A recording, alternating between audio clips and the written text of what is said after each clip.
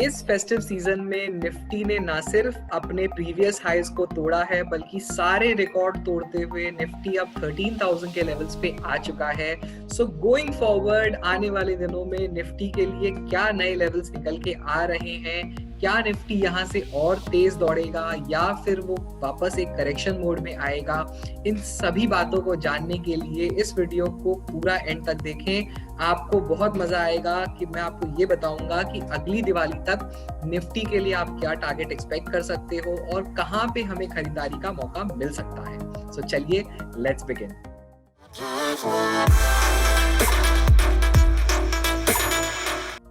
Hello traders and investors, welcome to mister market वाला's चैनल। मैं हूं कपिल गुप्ता, मिस्टर मार्केट वाला। सो फ्रेंड्स, सबसे पहले आप मिस्टर मार्केट वाला के चैनल को सब्सक्राइब कर लीजिए ताकि फ्यूचर में जब भी मेरा वीडियो आए आपको उसके बारे में सबसे पहले पता चले। मैंने अपने 25 सितंबर के वीडियो में ये बताया था कि अगर निफ्टी अपने 200 डे मूविंग एवरेज को संभाल लेता करेक्शन में तो दिवाली के पहले निफ्टी 12,000 के लेवल्स को आराम से तोड़ेगा।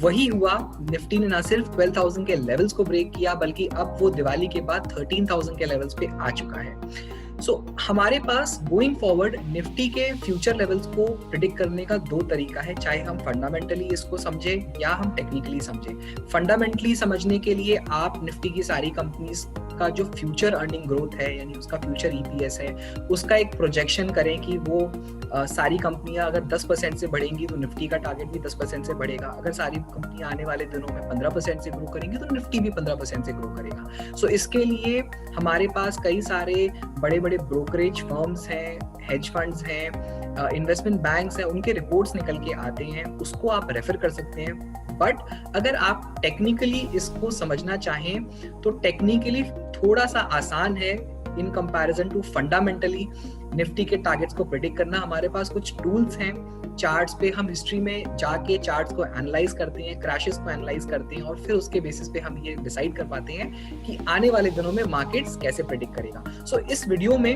मैं आपको ये निफ्टी के जो नए टारगेट्स हैं उसको मैं आपको बता रहा हूँ आफ्टर वॉचिंग 2020 का क्रैश, 2008 का ग्रेट डिप्रेशन का क्रैश एंड 2000 का जो डॉट कॉम बबल बस्ट था। इन तीनों क्रैशेस को मैंने समझने की कोशिश किया है via Fibonacci numbers and pivot points. So अगर आपको फिबोनाची नंबर्स के बारे में नहीं पता है आप मेरा वीडियो देख लीजिए। फिबोनाची नंबर्स के ऊपर मैंने एक अपलोड किया है। फिबोनाची नंबर्स एक कमाल का कॉन्सेप्ट है और मार्केट्स में बहुत ज्यादा इसको पाया जाता है क्योंकि ट्रेडर्स और इन्वेस्टर्स काफी इन लेवल्स पे नजर रखते हैं। सो अब मेरे एनालिसिस में 1.618 का जो फिबोनाची का नंबर है ये बहुत इंपॉर्टेंट लेवल निकल के आया है निफ्टी के लिए और 1.272 भी इक्वली एक नंबर है जो निफ्टी के लिए बहुत इंपॉर्टेंट हो जाता है। सो जब भी बुल रन होता है, नया पीक्स ब्रेक होता है और नए हाईज बन रहे होते हैं मार्केट में, तो उस केस में 1.272 पे आके मार्केट थोड़ा सा ठंडा होता है, थोड़ा रेजिस्टेंस फेस करता है या वहां से थोड़ा रिट्रेस भी करता है, बट अल्टीमेटली नए बुल रन में 1.618 जो होता है वो उसका अल्टीमेट टारगेट होता है। सो चलिए हम अपने वीडियो में फिबोनाची नंबर्स, MACD इंडिकेटर और पिवट पॉइंट्स को कंबाइन करके ये समझेंगे कि कैसे निफ्टी आने वाले दिनों में परफॉर्म करेगा। सो फ्रेंड्स, यहाँ पे हमारे सामने निफ्टी का वीकली टाइम फ्रेम का चार्ट है। मैं इसको एकदम मैक्सिमम जूम आउट करके आपको दिखा रहा हूँ ताकि मैं आपको बता सकूं कि कैसे निफ्टी का मूवमेंट रहा है इतने सालों में। हमारा सबसे पहला पॉइंट ऑफ इंटरेस्ट आता है वीडियो के बिगिनिंग में। जैसा मैंने आपको बताया था कि मैं 3 बड़े क्रैशेस को एनालाइज करके आपको बताऊंगा कि कहाँ तक निफ्टी जा सकता है फ्यूचर में। सो यहाँ पे ये आप देख रहे हो, ये डॉट कॉम बबल बर्स्ट है 2000 का, जो कि around 3rd week of February start हुआ था एंड इसने अपना बॉटम सितंबर 24 वाले जो वीक था वहां पे इसने लगाया था 2001 में। सो करीब ये 1-1.5 साल चला था ये क्रैश। धीरे धीरे करके हमने ऑलमोस्ट 60% का फॉल देखा था। So I will use the Fibonacci tool. So trading view में अगर आपको फिबोनाची टूल यूज करना है you can use it like this. एकदम टॉप से लेकर बॉटम तक मैं फिबोनाची को प्लेस कर रहा हूँ। बाय द वे, आपको मैं अपने लेवल्स दिखा देता हूँ कि मैं फिबोनाची में कौन से लेवल्स यूज कर रहा हूँ। आप भी इन्हीं लेवल्स को यूज करके अपना एनालिसिस कर सकते हो। So these are my levels which I have selected. Video को पॉज करके आप इसको कॉपी कर लेना। नाउ हमारा जो उद्देश्य है ये समझने का है कि जब भी निफ्टी अपने प्रीवियस पीक्स को ब्रेक करता है तो उसके बाद उसका मोमेंटम, उसके बाद उसका एक्शन कैसा होता है। सो ये जो आप देख रहे हो 1818 रुपीज से 850 का जो ये जोन है, ये 100% रिट्रेसमेंट का जोन है। ओके, इसको जैसे ही ब्रेक करेगा निफ्टी नए बुल रन में आ जाएगा। सो यहाँ पे अराउंड दिसंबर ऑफ 2003 निफ्टी ने अपने प्रीवियस पीक को ब्रेक किया 1818 का, एंड देन वो 1272 के तरफ आगे बढ़ा, विच इज 2080 का लेवल यहाँ पे। ओके, वो 2080 के लेवल को टच नहीं कर पाया। 2014 का हाई लगा के निफ्टी वापस एक छोटे से माइनर करेक्शन में चला गया। Now this is like 2% below 2% पहले ही इसने अपने टारगेट से एक करेक्शन ले लिया। सो 2080 वाज द अल्टीमेट लेवल जो इसको निफ्टी को जाना था। यू विल सी यहाँ पे एक राउंडिंग बॉटम पैटर्न बना है। ओके, ये राउंडिंग बॉटम बना है 0.618 के जोन के आसपास। ओके, यहाँ पे आप देखोगे 0.618 है, 1450 का जोन है। यहाँ पे निफ्टी ने एक राउंडिंग बॉटम पैटर्न बनाया है, यानी सपोर्ट लिया है, और वापस वो अल्टीमेटली अपने टारगेट 2080 तक पहुंच गया 1272 का लेवल। यहाँ पे निफ्टी ने करीब 3 से 4 महीने का टाइम स्पेंड किया, एंड देन उसके आगे के जो टारगेट्स निकल के आए that was 1.618 over here. Okay, ये एक जोन है जहाँ पे निफ्टी ने सबसे पहले एक रेजिस्टेंस वापस फेस किया अराउंड 2400 का लेवल। यहाँ पे अगेन 2 से 3 महीना उसने अपने आप को कंसोलिडेट किया, ऑसिलेट किया इसी एवरेज के अराउंड, एंड फिर वो ऊपर दौड़ते चला गया। सो you will C through out the journey of Nifty levels like this is 1.618, you will see 2.618 यहाँ पे ये जोन जहाँ पे निफ्टी को एक रेजिस्टेंस मिलता है और एक माइनर करेक्शन आता है। You will see 3.618, this is 3.618 का zone. You will see 4.618, this is the 4.618, and you will see the final target 5.618. 5.618 जहाँ पे 2007 का टॉप बना था, 2008 का जो अगला क्रैश था उसका टॉप बना। सो 0.618 जो डेसिमल प्लेस है फिबोनाची का, वो ही निफ्टी को गाइड कर रहा था हमेशा। ओके, अब हम ये एनालिसिस को लेके जाएंगे 2008 वाले क्रैश में। सो हमने ये नोटिस कर लिया कि सबसे पहला जो टारगेट है वो 1.272 रहता है, और 0.618 जितना भी रहता है जोन्स, वो कितना इंपॉर्टेंट है रिट्रेसमेंट के लिए भी। अगर मार्केट गिरता है तो वो 0.618 से रिट्रेस करता है, और जब वो बढ़ता है तो 1.618, 2.618 ऐसे करके बढ़ते जाता है। सो वी हैव 2008 का हमारे पास पूरा एनालिसिस आ चुका है। 6357 का जो टॉप था मार्केट का और 2252 का जो बॉटम था, ये हमारे लिए 100% जोन ऑफ रिट्रेसमेंट है। ओके, अब जैसे ही इसको ब्रेक करेगा निफ्टी 6357 को, हम एक नए बुल रन में जाएंगे। सो 2008 का जो बॉटम है, इसको मार्केट वापस इस जोन को कवर, इस पूरे रिट्रेसमेंट को कवर करने के लिए करीब 2 साल लेता है। 2010 नवंबर में मार्केट अपने प्रीवियस पीक को जस्ट टच करता है और वापस रिट्रेस कर जाता है। रिट्रेस करके कहां तक आया? 0 पॉइंट्स फॉर गेसिंग 0.618 पे आया। ओके, 0.618 पे आता है। यहाँ पे 3 बार निफ्टी ने अटेम्प्ट किया 0.618 के जोन को। This is a triple bottom pattern. Triple bottom एक बहुत बुलिश पैटर्न होता है, and then you will see इसके बाद क्या हुआ।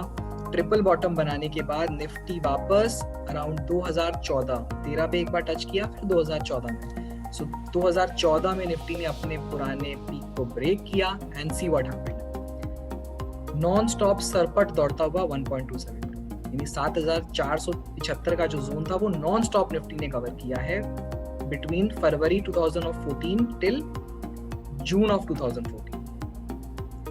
So this is what I am trying to point out to you कि 1.272 becomes the next target.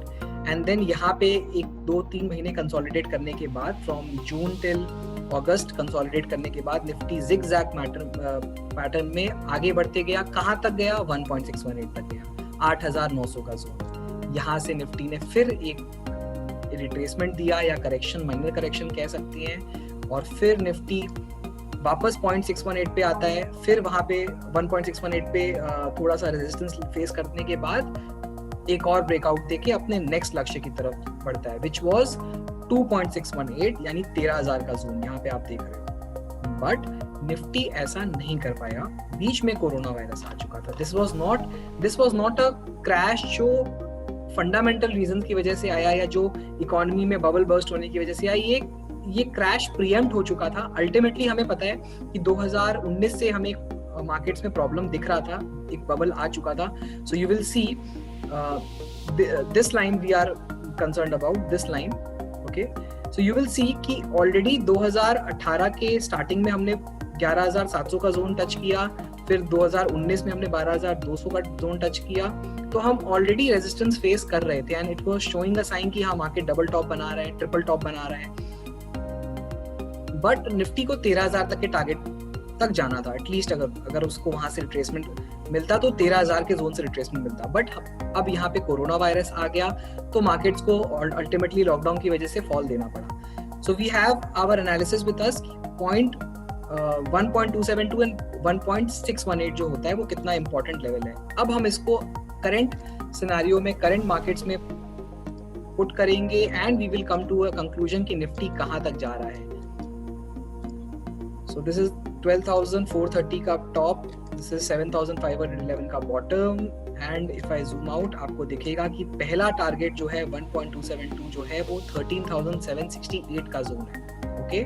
And final target जो है वो 15,500 का जोन है, 1.618, जो हम एक्सपेक्ट कर सकते हैं आने वाले एक साल में हमें मिल जाना चाहिए, क्योंकि ये यहाँ से भी अगर इकोनॉमी में थोड़ा सा अच्छा बाउंस बैक मिलता है, जो कि अच्छे संकेत हमें ऑलरेडी मिल रहे हैं। So this is just like 15% more, which is not a big deal. एक साल में 15% इंडेक्स रिटर्न दे सकता है, okay. Now since this is a very random number है कि ये बहुत रैंडम एनालिसिस हो सकता है, अगर मैं सिर्फ फिबोनाची के बेसिस पे इसको आगे लेके जाऊं तो मैंने यहाँ पे एक पिवट पॉइंट लगाने का कोशिश किया and I wanted to be sure कि हम जो यूज कर रहे हैं इंडिकेटर्स, जो भी हम यूज कर रहे हैं वो सही तरीके से हमें गाइड करें, okay. So I am using a pivot and pivot को मैं फिबोनाची में कन्वर्ट कर रहा हूँ। कैसे कैलकुलेशन क्या होता है वो आप हटा दीजिए, आप जस्ट ये देखिए कि कैसे इस इंडिकेटर को यूज किया जाता है। सो पिवट्स को मैं वीकली चार्ट पे लगा रहा हूँ एंड यू विल सी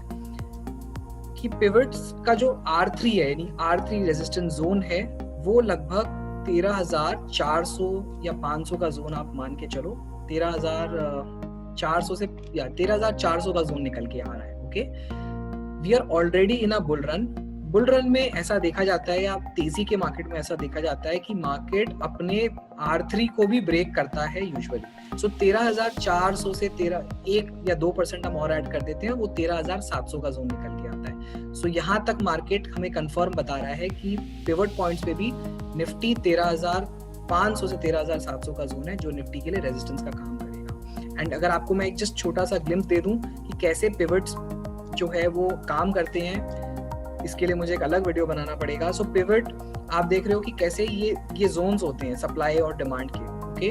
तो ये रेजिस्टेंस है, यही रेजिस्टेंस आगे जाके सपोर्ट बन जाएगा निफ्टी के लिए कभी ना कभी, ओके। एंड ये जो लाइंस है ये एक साल का है, ये पूरे साल को कवर कर रही है। सो उस पूरे साल के लिए निफ्टी का जो रेंज था, आप देखोगे कि कैसे इन लाइंस पे निफ्टी बार बार सपोर्ट ले रहा है, रेजिस्टेंस ले रहा है, फिर नीचे अगर इस लाइन को ब्रेक कर रहा है तो रिट्रेसमेंट पे यहीं पे सपोर्ट लेके वापस यहाँ पे अपना लो बना रहा है। So this is very important कि पिवट्स को आप यूज करें। पिवट्स, फिबोनाची, ये सब हमें मार्केट्स के सपोर्ट रेजिस्टेंस बताने में बहुत हेल्प करते हैं। So we have 2 indicators confirming कि 13,500 का जो लेवल है वो कम से कम नियर टर्म में तो पहला टारगेट है, फिबोनाची के हिसाब से 13,700 है।